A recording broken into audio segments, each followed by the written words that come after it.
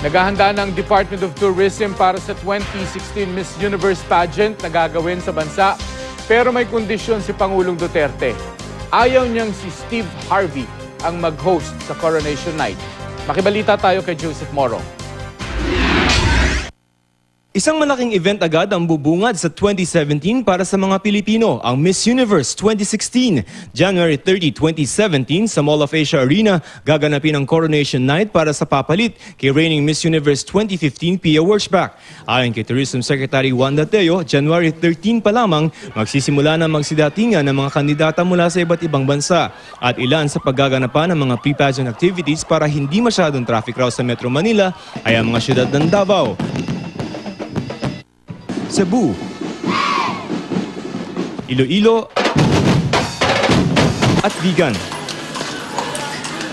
Muntikan ang hindi ito gawin sa Pilipinas dahil ayaw raw ni Pangulong Duterte na gumastos pa ang gobyerno dito. Pero pumayag na rin matapos pangakuan na hindi gagastos ang gobyerno. Private sector ang maglalabas ng pera para sa pageant. $11 milyon ang kailangan para maisagawa ang Miss Universe. Tumutulong raw ang grupo ni dating Ilocos Sur Governor Chavez Singson para makakuha ng pera.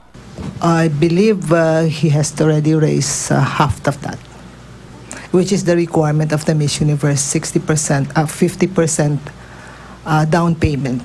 Pero tila may isang kondisyon pa si Pangulong Duterte. Tandaan niyo pa ba yung host na si Steve Harvey na nagkamali ng pagtawag ng pangalan ng nanalong Miss Universe ng isang taon? Ayon kay Secretary Teo, ayaw raw ng Pangulo na si Harvey ang mag-host ng Miss Universe dito sa Pilipinas.